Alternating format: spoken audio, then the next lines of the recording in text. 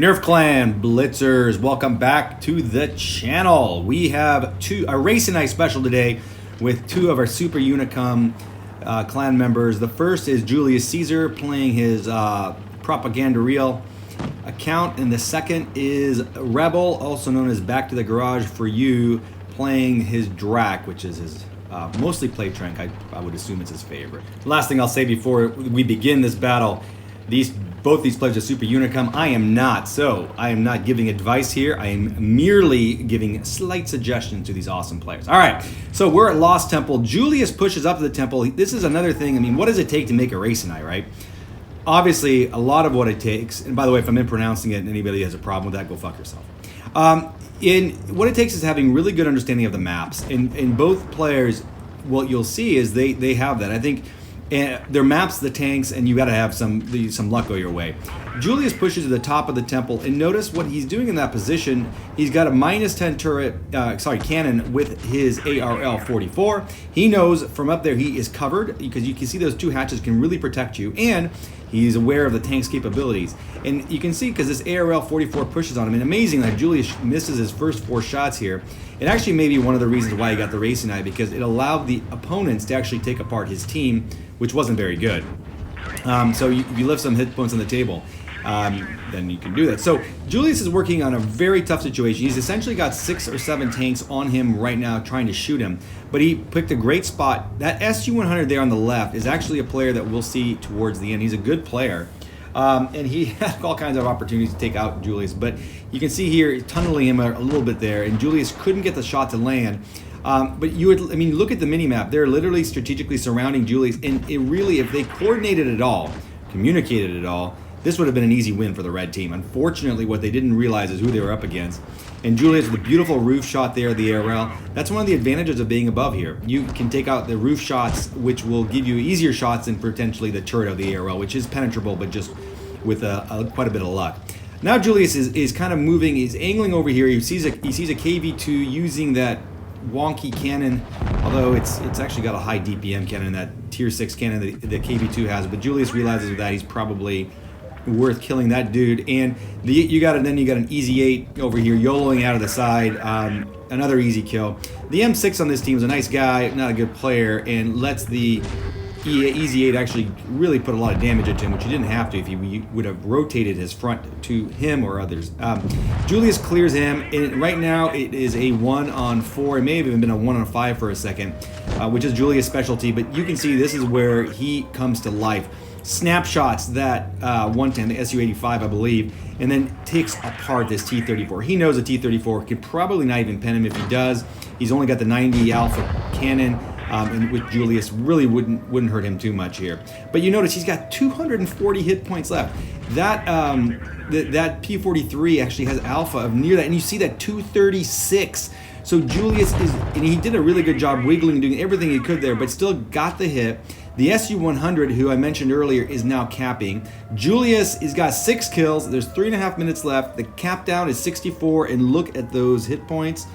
4 hit points. Let's take a look at what the SU-100 has.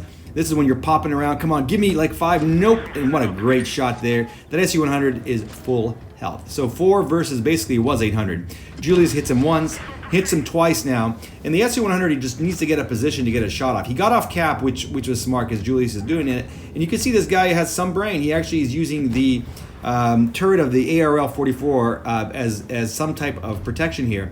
And what he's hoping for, and I think it's the right way to play it, is that Julius would make a mistake, come out wide, then the SU-100 should be able to clear him.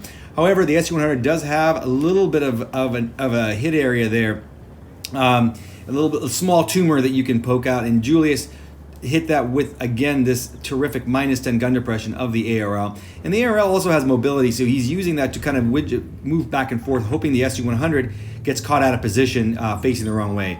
And there's the hatch again, hits him in the hatch, 3,400 damage, gets all 6. What a beautiful play.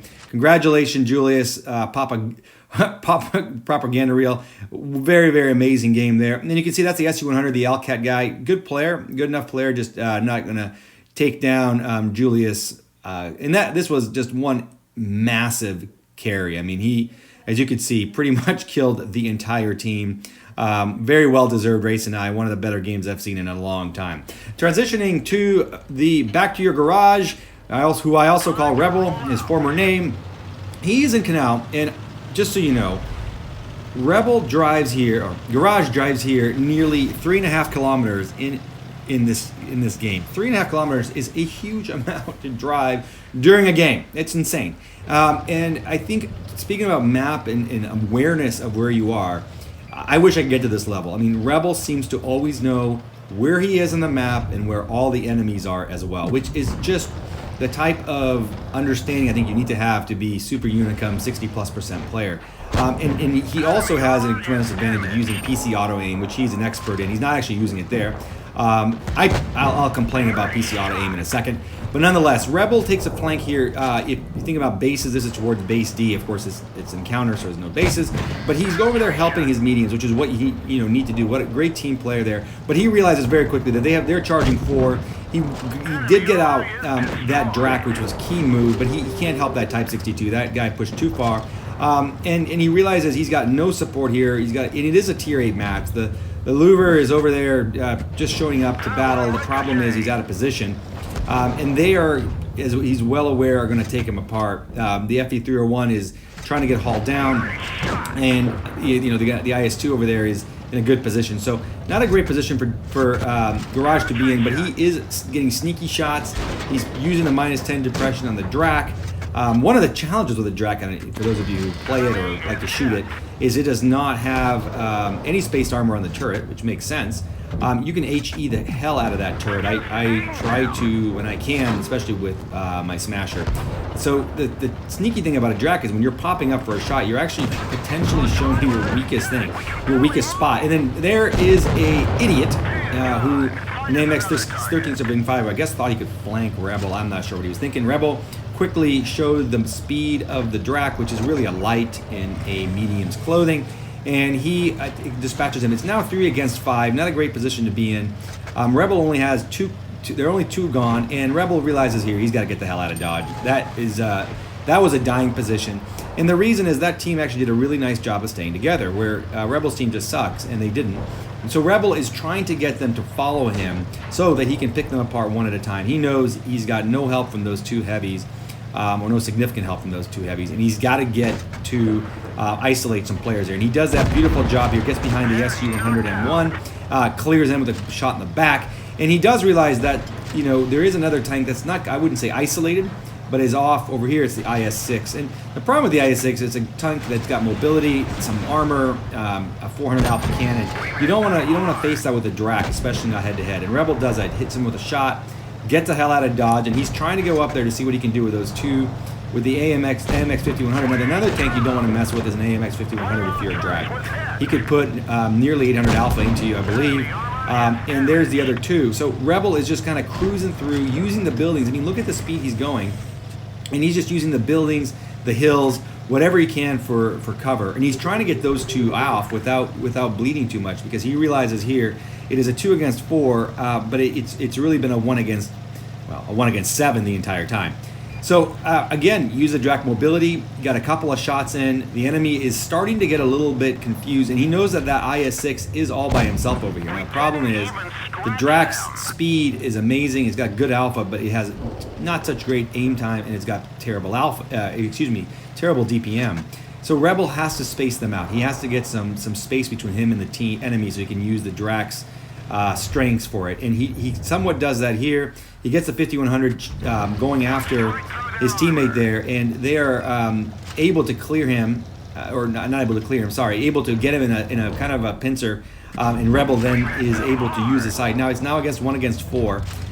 No surprise here if you've been watching this game, you just see Rebel's team just keeps dying, but what a shot there in the 5100, probably shot of the game.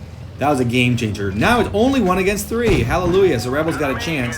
He hits the IS-6 with, I think, auto aim there. A miracle shot, honestly. But he's got to be super, super careful here. But he does clear the IS-6 Legend. So he's left with the FV301 and an IS-2. Still, FV301 is a nightmare because that tank has got mobility, much higher DPM. And Rebel knows he's got to take one here, and he manages to bounce it, clear that tank, and bounces another shot there. So he's living on a player, 345 alpha. Well, guess what the IS-2 alpha is? It is 400. So Rebels now, even though you think, well, you know, he's cleared 6. When I'm in this position, my hands are sweating so bad, my fingers are starting to slip.